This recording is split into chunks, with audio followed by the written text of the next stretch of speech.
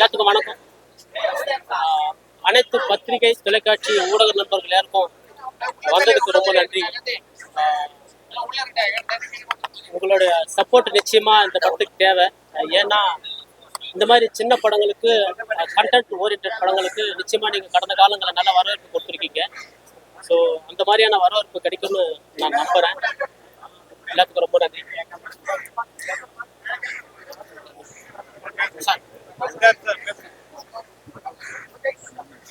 எல்லாருக்கும் வணக்கம். ரொம்ப சந்தோஷமா இருக்கு. ஏன்னா நானும் இப்போதான் உங்க கூட சேர்ந்து தான் படம் பார்க்குறேன். எனக்கு உண்மையிலே நான் என்ன கதை கேட்டேனோ அந்த கதை இதில் இருந்திருக்கு. ரக்ஷனா ரொம்ப நல்லா நடிச்சிருக்காங்க. இதில் இருக்கிற ரொம்ப நான் முதலே சொன்னேன் இல்லையா, எங்களை விட இதில் அந்த சின்ன பையனை நடித்தவன் ரொம்ப பிரமாதமாக நடிச்சிருப்பான்னு. அப்படி ரொம்ப பிரமாதமாக ஆக்ட் பண்ணியிருக்கான். முக்கியமாக இசையமைப்பாளர் ரொம்ப பிரமாதமாக இசையமைச்சிருக்காங்க. எடிட்டர் சார் கரெக்டாக அதை இந்த கதையை மட்டும் எங்கேயும் போகாமல் ரொம்ப அழகாக பண்ணியிருக்காங்க. கேமராமேன் சார் வரல, அவர் உண்மையிலே ரொம்ப அழகாக பண்ணியிருக்காங்க. எனக்கு எல்லாருக்குமே இந்த டைத்தில் நன்றி சொல்லிக்கிறேன். நான் உங்களையெல்லாம் பார்க்கையில உங்களுக்குலாம் பிடிச்சிருக்குங்கிற நீங்கள் பேசும்போது எனக்கு ரொம்ப உங்களுக்கு ஆத்மார்த்தமாக நீங்கள் சொல்கிறீங்க ரொம்ப பிடிச்சிருக்குன்னு. அந்த பிடித்தலோட உங்களுக்கு என்ன உணர்வு இருக்கோ அதை மக்கள்கிட்ட கொண்டு போய் சேர்க்க வேண்டியது நீங்கள் தான். ரொம்ப சந்தோஷம். ஏதாவது கேள்வி இருந்தால் இயக்குனர்கிட்ட நீங்கள் கேட்கலாம்.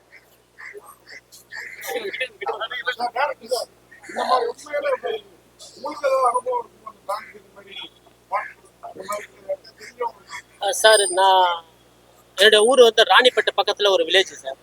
அங்கே என்னுடைய நண்பருக்கு நடந்த ஒரு நிகழ்ச்சி தான் அது. அந்த ஐடியாவை வச்சுக்கிட்டு தான் நாங்கள் கதையாக பண்ணோம். அது ஒரு கான்ஃப்ளிக்ட் ஸ்ட்ராங்காக இருந்தது. ஸோ அது கதைக்கான ஒரு கான்ஃப்ளிக்டாக எனக்கு தெரிஞ்சுது. ஸோ இது நிச்சயமாக எல்லாத்துக்கும் சொல்லணும்னு தோணுச்சு. அதன் அடிப்படையில் தான் கதையாக பண்ணோம். ஸ்டில் போராடிட்டு இருக்காங்க. ஆமாம் சார். சார், இப்போ நம்ம மூலப்பத்திரம் தொலைஞ்சு போச்சுன்னா நம்ம காப்பி வந்து போட்டு வாங்கலாம் இல்லைங்களா ரிஷி ஆஃபீஸில். ஸோ அந்த மாதிரி வந்து போலியாக எடுத்து பண்ணது தான் எல்லாமே. ஃபோர்ஜரிங்கிறது தான் நம்ம கதையை. எல்லாமே ஃபோர்ஜரி அப்படிங்கிறது தான் நம்ம சார். படத்தில் வந்து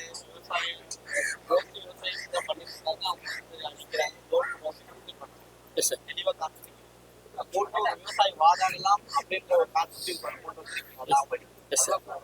ஆனா கடைசியா அந்த குழந்தைய கவர்மெண்ட் சேர்க்கும் போது அவங்க அப்பா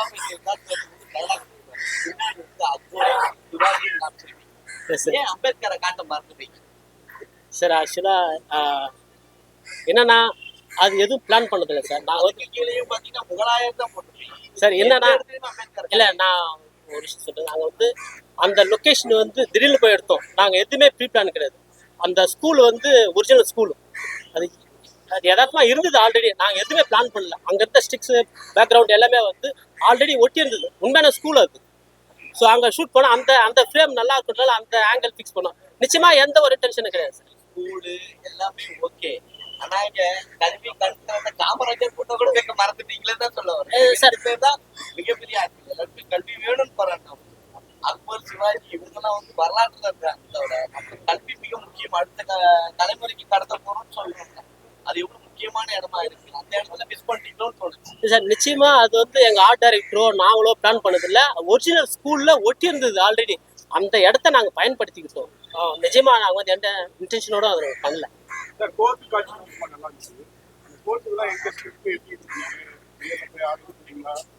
சார்.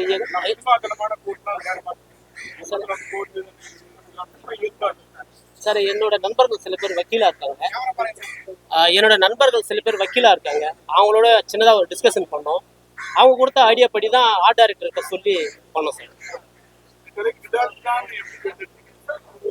சார், நாங்கள் அவரோட கடந்த கால பெர்ஃபார்மன்ஸ் ரொம்ப நல்லா இருக்கும். அது நம்ம எல்லாருக்குமே தெரியும். ஸோ இந்த கதையோட கேரக்டரைசேஷன் அந்த கன்னியப்பன் எழுதி முடிச்சதுக்கு அப்புறமா எனக்கு சில டீட்டெயில் பண்ணும்போதே தெரிஞ்சுது இதுக்கு வந்து கண்டிப்பாக பெர்ஃபார்மன்ஸ் நல்லா பண்ணுற ஒரு ஆக்டர் தேவைன்னு. ஸோ அதன் அடிப்படையில் பார்க்குறப்போ சார் முதல்ல இருந்தார்.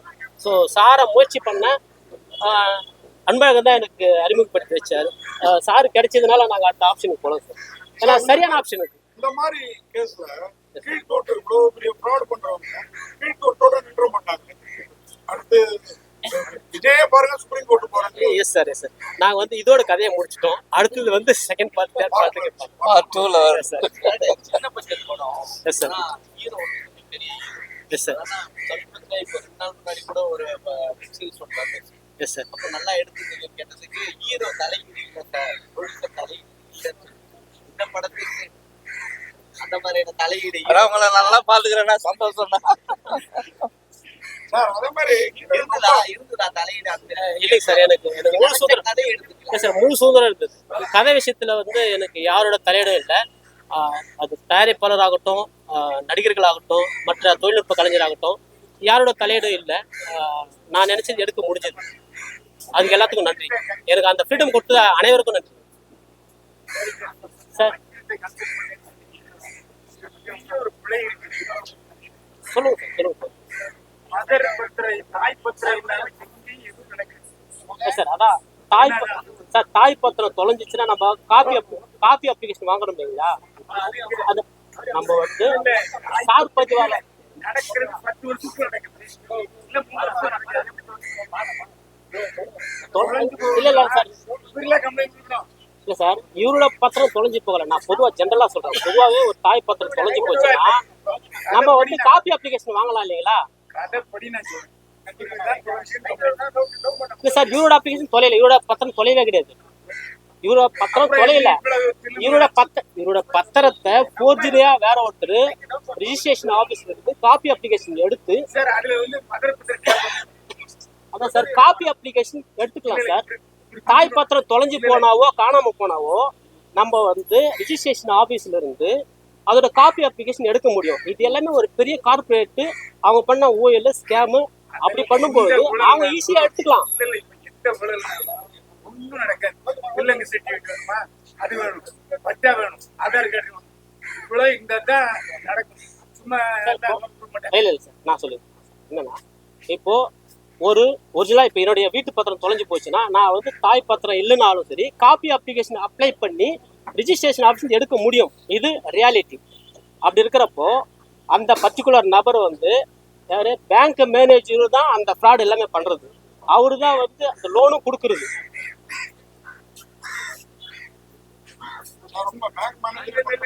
பேங்க் மேனேஜர் தான் வேற யாரும் bank manager loan. Sir heroine ரொம்ப அழகா இருக்காங்க. பணமும் 1.5 மணி நேரம் தான். இன்னொரு 2 பிளேட் வச்சிருக்காங்க. சார் அது என் கதைக்கு தேவைப்படல சார். அதுக்கு சார் நான் அடுத்த படத்துல ட்ரை பண்றேன் சார். சார்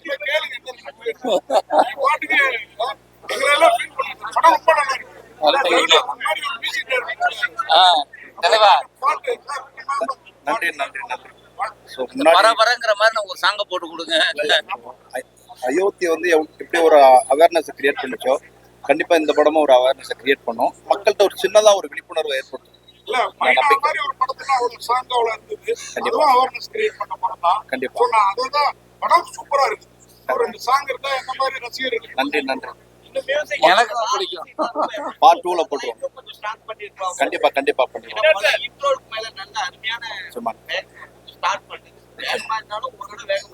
நிச்சயமா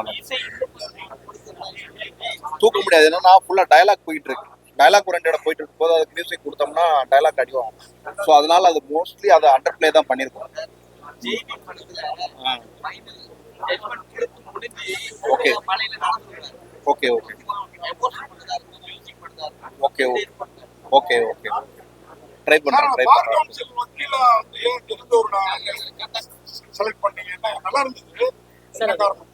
என்னன்னா இல்ல அப்படி இல்லை சார். நான் என் ஊர்ல ஒருத்தர், நான் வாலாஜாப்பேட்டில் அந்த மாதிரி ஒரு நிஜமா ஒரு வக்கீல் இருக்காரு. அவரோட கேரக்டரைசேஷன் பார்த்தீங்கன்னா வித்தியாசமா இருக்கும். ரெகுலர் லாயருக்குள்ள அடங்க மாட்டார். அவரை பத்தி சில விஷயங்கள் ஓப்பனாக சொல்ல முடியல. அவர் ஒரு வெரைட்டியான ஒரு யூனிக்கான ஒரு கேரக்டரைசேஷன். அது அந்த கேரக்டர் இன்ஸ்பிரேஷன்ல தான் நான் இவர் செலக்ட் பண்ணேன். ரொம்ப அழகா என்ன பண்ண முடியுமோ ஒரு படிக்காதவங்க கொஞ்சமா படிச்சவங்களால அதை அருமையா பண்ணிருக்கோம். நன்றி சார். ஸ்டோரி சொல்லிருப்பாங்க. இப்ப நீங்க உள்ள போயிட்டு எல்லா ரிக்வரி பண்றீங்க, எல்லாம் சாத்தியமா? ஏன்னா ஒரு பேங்க்ல வந்து ஒரு விஷயம் பண்ணும்போது எவ்வளவு பெரிய ப்ராப்ளம் வரும், அதான் சாத்தியமா? ஏன்னா இப்ப நாங்களே கேட்கிறோம், என்ன கேட்கிறோம்னா உங்க கேள்வி எனக்கு இருந்தது. உங்க கேள்வி எனக்கு இருந்துச்சு. அப்போ நான் உண்மையிலேயே பாதிக்கப்பட்டவரை நான் சந்திச்சேன். அப்போ அவர்கிட்ட இருந்து நான் கேட்டபோது அவர் பாதிக்கப்பட்டிருக்காரு. அவர் சொன்னது வந்து எனக்கு அதான் நம்ம ஆரம்பத்தில் சொன்னேன், எனக்கு முதல் லொக்கேஷன் போகும்போது அவர் தான் வண்டி ஓட்டினார். அவருடைய இதில் இருக்கிற முக்கால்வாசி அவரோட உண்மை சம்பவம். அவர் லைஃப்ல மாட்டி, ஆனால் இன்னும் அவர் வெளில வரல. இன்னும் அதுக்கான அந்த லோனு போராடிக்கிட்டு காசை கட்டிட்டு இருக்காரு. அப்படிங்கையில் அது பாதிக்கப்பட்டவனே சொல்லும்போது என்ன அதுக்கு மேலே என்கிட்ட இல்லை. அந்த டொனேஷன் மட்டும் சொல்லிருப்பீங்க. டொனேஷன் கொடுத்ததுக்கு அப்புறம் வந்து அது மாதிரி ஒரு குக்கிராமத்துல வந்து அவளோட அவர் ஸ்கூல் ஏதாவது இருக்கா? இருக்கு. ஏன் நான் ஏன் கேட்கறேன்னா, நீங்க 3 லட்சம் ரூபாய் டொனேஷன் கேட்குறீங்க, 3 லட்சம் ரூபாய் டொனேஷன் கேட்குறீங்க, அது ஃபீஸ் கேட்குறீங்க. ஒரு தாழ்த்தப்பட்ட மக்களும் அடித்தட்டு மக்களும் இருக்காங்க, அவங்களுக்கு பண்ணுவாங்க. அதெல்லாம் அந்த மாதிரியான ஒரு சில ஸ்கூல் இருக்கு, அதை நம்ம வெளியே காட்டணுன்றதுக்காக தான் அது மாதிரி பண்ணுங்க. ஒரு சில ஸ்கூல் அந்த மாதிரி கவர்மெண்ட் ஸ்கூலா? இல்லை சார், கவர்மெண்ட் ஸ்கூல் நீங்களே கவர்மெண்ட் ஸ்கூல் இல்லாம மத்தவங்க கொண்டு போய் தாங்கன்னா எப்படி? இல்லை சார், எப்படி சார் கிளைமேக்ஸ் மட்டும் தானே சார்? இல்லை, அந்த சார் சொன்னாங்களே அந்த 3 லட்ச ரூபாய் டொனேஷன் வாங்குற ஸ்கூலு, நான் படிச்சது கவர்மெண்ட் ஸ்கூல். அவ்வளவு பெரிய அளவுக்கு சேர்க்க மாட்டாங்க.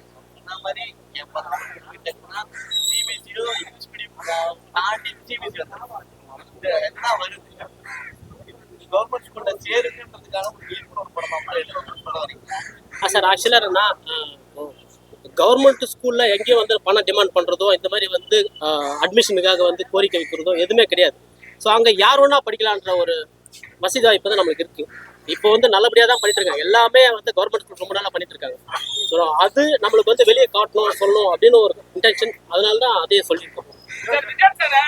காரணம் என்ன? அவரு சட்டை ஒரு லுங்கிய கொடுத்தா கடைசி நடிப்பார் நம்பிக்கையில பண்ணீங்களா இல்ல அவரே சார்? நான் தான் முதல்ல சொன்ன மாதிரி பெர்ஃபார்மன்ஸ் வந்து நிச்சயமா இந்த கேரக்டருக்கு பெர்ஃபார்மன்ஸ் அவசியம்ன்றது நான் கேரக்டரைசேஷன் பண்ணும்போது நினைச்சிட்டேன். ஏன்னா இதுல வந்து அவ்வளோ வலிகள் வேதனைகள்லாம் இருக்கு. அது எல்லாமே சின்ன சின்ன நுணுக்கமான அந்த முக அசைவில், கண்ணுல, சின்ன சின்ன பாடி லாங்குவேஜ் இதெல்லாம் காட்டும். இதுக்கு வந்து கை தேர்ந்த ஒரு நடிகர் எனக்கு தேவைப்பட்டாங்க. ஆமா, அது வந்து நிச்சயமா வந்து இவருடைய கடந்த கால படங்கள்ல, ஃபார் எக்ஸாம்பிள் வந்து அந்த இருக்கப்பட்டிலே பார்த்துருப்போம். அந்த படம் ரிலீஸ் ஆகி 1 மாசம் கழிச்சு தான் நான் வந்து சாரை புக் பண்ணேன். ஸோ அந்த மாதிரி நிறைய படங்கள்ல அவருடைய பெர்ஃபார்மன்ஸ் பேசப்பட்டிருக்கு இல்லையா? ஸோ இவர் கிடைச்சா நல்லா இருக்குன்றதுனால தான் நான் முயற்சி பண்ணேன். நல்ல வேலையா எனக்கு கிடைச்சாரு. கடைசி விவசாயி படத்துக்கு அப்புறம் நல்லா விவசாயிகள்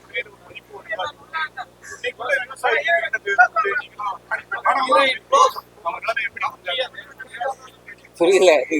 விவசாயி படத்துக்கு அப்புறம் கிளைமேக்ஸ் ரொம்ப நல்லா இருக்கும். விவசாயம் நீங்க வந்து இந்த படப்பிடிப்புக்காக வேறு ராணிப்பேட்டெல்லாம் போனீங்களா? இல்லை, நான் ஃபர்ஸ்ட் முத போனதே ஒரு விவசாய நிலத்துக்கு தான். நம்ம விவசாயம் பார்க்கும்போது நான் பார்த்த போதெல்லாம் அந்த வேஷ்டியை வந்து உறிஞ்சி கட்டிக்கிட்டு தலப்பா கட்டிக்கிட்டு அப்படிதான் நான் பார்த்துருக்கேன் நான் என்னுடைய ஊர்ல. ஆனா இங்க பார்க்கும்போது அவர் உள்ள அந்த அன்றாய் செட்டி அந்த பாக்ஸர் அதை போட்டுக்கிட்டு சின்ன யங்ஸ்டர் பசங்க அவங்க காலையில வந்து என்னெல்லாம் நாற்று நடனா அது எல்லாம் நட்டிட்டு 11 மணிக்கு பைக் எடுத்துட்டு படம் பார்க்க போறது, வெளில போறது. இந்த காலையில 4 மணி 5 மணிக்கு வந்து ஒரு 11 மணி வரை வேலை பார்த்து போயிடுறாங்க. இது ரொட்டீனா. அது எனக்கு ரொம்ப புதுசா இருந்தது. அப்போ வந்து நாம விவசாயம் பார்க்கும்போது என் கண்ணில் தெரிகிறதெல்லாம் ஒன்று அப்பா மாமா தாத்தா அப்படி பார்த்துருக்கோம். ஆனால் நான் அந்த ஊரில் பார்க்கல ஒரு 20 வயசு பையன் 22 வயசு பையன்லாம் விவசாயம் பார்க்குறான். ஆனால் வேற வேலைக்கு போகிறானா இல்லை வெளியில் போய் ஜாலியாக இருக்கானா தெரியாது. ஆனால் 11 மணி வரை பார்த்தீங்கன்னா இந்த வேலையை பார்த்துட்டு போகிறோம். அது எனக்கு புதுசாக அதான் தெரியாது. வாங்க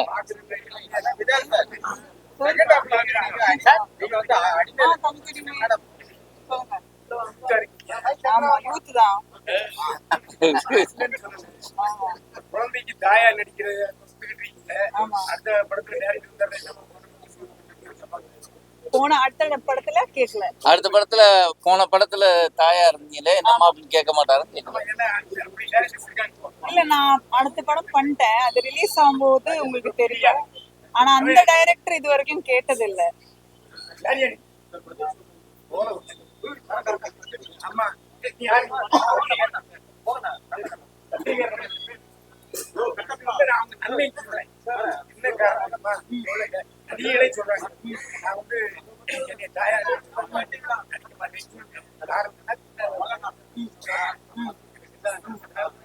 ஐஸ்வர்யா ராஜேஷ் மேம் தெரியுமா?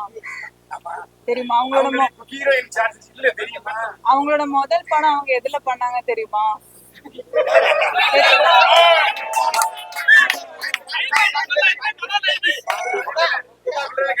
அவங்க வந்து இல்ல அவங்க வந்து காரணம் இதான். இல்ல பட் அவங்களுக்கு ஒரு பேர் வந்துருச்சுல. அண்ணே, ஒரு நிமிஷம் அண்ணே, நான் பேசுவா, நீங்க பேசுங்க ஃபர்ஸ்ட். இல்ல நீங்க பேசுங்க. இல்ல நீங்க பேசு. நான் பேசுவா?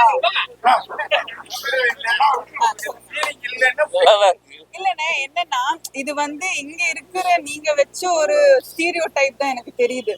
இந்த ஹீரோயின் இப்படி ஒரு படம் பண்ணிட்டாங்கன்னா, அம்மா கேரக்டர் பண்ணிட்டாங்கன்னா அடுத்த படம் அம்மா கேரக்டரே பண்ணிட்டு இருப்பாங்கன்னு இங்க வச்ச ஒரு ரூல் மாதிரி எனக்கு தெரியுது. ஆனா அது ரூல் உடைக்கிறதுக்கு அந்த ரூல் உடைக்கிறதுக்கு சினிமா யாராவது, எல்லாரும் தானே, சோ அந்த ரூல் உடைக்கிறதுக்கு யாராவது வரணும்ல. அதுல ஒரு ஆள் நான் தான். ஆனா அதே மாதிரி விதார்த் கூட நடிச்ச ஹீரோயின் விதார்த் சார் அப்படியே இருந்தாலும் அவர் ஒரு ஹீரோவா எங்க ஹீரோ அப்படியே மெயின்டைன் பண்ணிட்டு இருக்காரு. ஆனா அவர் கூட நடிச்ச ஹீரோ எல்லாம் பெரிய ரேஞ்சுக்கு போயிட்டாங்க. அந்த சென்டிமெண்ட் தான் உடனே இந்த படத்தை ஒத்துக்கிட்டீங்களா? இல்ல அத பத்தி எனக்கு சத்தியமா தெரியாது. சார் சொல்லுதான் எனக்கு ஃபர்ஸ்டே தெரியும். சவுண்ட் லட்சணம்லாம் இருக்குது.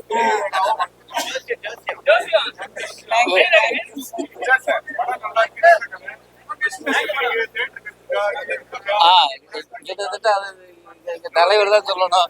நானும் உங்க கேள்வியோட வாங்க சொல்லுங்க தலைவர். எஸ் சார், எங்களுக்கு நாங்கள் எதிர்பார்த்த தேட்டர்லாம் கிடைச்சிருக்கு. நியர்லி 80 தேட்டர் கிட்ட போட்டிருக்கோம் சார். கம்மி இல்லையா? நல்ல படம், நல்ல கதை, நல்ல என்ன காரணம்? இல்லை சார், அடுத்தடுத்த நாட்களில் அதுக்கான வாய்ப்பு அதிகரிக்கும்னு நினைக்கிறேன் சார். சார் டேரக்டர் சார் அதே மாதிரி அண்ணனை கூட அப்பான்னு கூப்பிடுவாங்க. ராணிப்பட்ட பக்கம் எப்பா கூப்பிடுவாங்க. சித்தப்பா பையனை பாக்குறாரு. இவர் கொஞ்சம் மூத்த அண்ணனாவே தெரிகிறாரு. அந்த தம்பி வந்து எப்பா சரிப்பா சாப்பிடுப்பா அப்படின்னு.